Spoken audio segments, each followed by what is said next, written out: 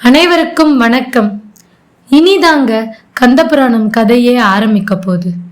பிரம்மதேவரோட மகன்களில் ஒருவரான தக்ஷன் தக்ஷபுரியோட மகாராஜா. அகில உலகத்தை ஆளும் அம்பிகையே தனக்கு மகளாக வந்து பிறக்கணும்னு ஆசைப்பட்ட தக்ஷன் அம்பிகையை நோக்கி தவம் இருக்கிறாரு. பல ஆண்டுகளும் கடந்தது, பல சோதனைகளும் கடந்தது. அவரோட தவத்தை மெச்சிய பராசக்தி அவர் முன் தோன்றி, உன்னுடைய வேண்டுதலை கேள் அப்படின்னு சொல்றாங்க. அதற்கு தக்ஷன், தாயே, நீங்களே எனக்கு மகளாக வந்து பிறக்கணும் அப்படின்னு கேட்கிறாரு. அதற்கு அம்பிகையும் அப்படியே ஆகட்டும் அப்படின்னு சொல்றாங்க.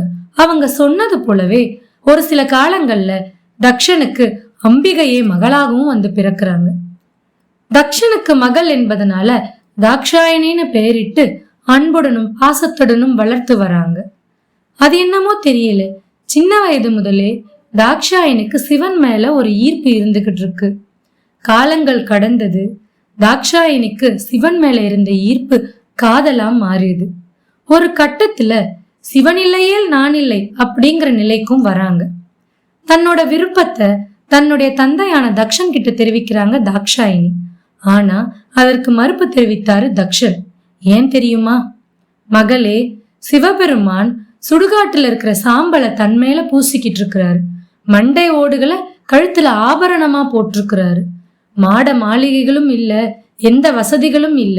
அதனால உனக்கு இந்த வாழ்க்கை வேண்டாமா அப்படின்னு தக்ஷன் சொல்றாரு. இதை ஏற்க மறுத்த தாக்ஷாயினியோ, என்ன ஆனாலும் சரி, சிவபெருமானே என்னுடைய கணவன் அப்படின்னு சொல்லிட்டு சிவனை நோக்கி கடும் தவம் இருக்க ஆரம்பிக்கிறாங்க.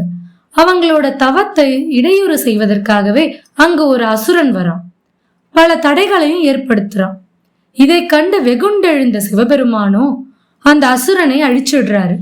இதை கண்டு மனம் பூரித்து போன தாக்ஷாயினியோ தன்னுடைய தந்தையின் பேச்சை மீறி அந்த நேரத்திலேயே அந்த இடத்திலேயே சிவபெருமான திருமணமும் செஞ்சுக்கிறாங்க. இவ்வளவு தடைகளையும் சோதனைகளையும் மீறி சிவபெருமானை கரம் பிடித்த தாக்ஷாயணியோ ஒரு குறிப்பிட்ட காலத்துல தன்னுடைய கணவனோட பேச்சை கேட்காததுனால இறந்தும் போயிடுறாங்க. அதற்கான காரணத்தை நம்ம அடுத்த பதிவில் பார்க்கலாம். சேனலை சப்ஸ்கிரைப் பண்ணி வச்சுக்கோங்க. நன்றி.